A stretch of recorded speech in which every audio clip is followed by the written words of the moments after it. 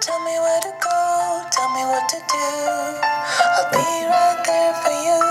Tell me what to say, no matter if it's true. I'm in this world, that's why I'm scoffing at authority, defiant often.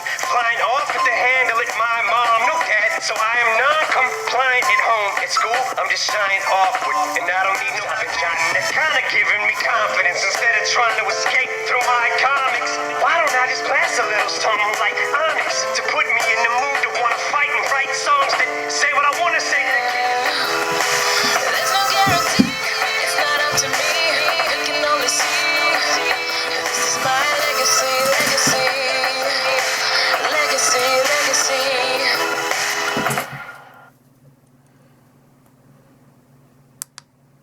Essentially gave organizations like GCHQ and the NSA a free rein to go do mass surveillance. It also overturned. Yeah, it's a real problem. And then if you build upon that, Mike, I don't know how many weeks ago it was, but on this show, we covered the fact that Google and other social network providers and the government cries wolf over so many of these various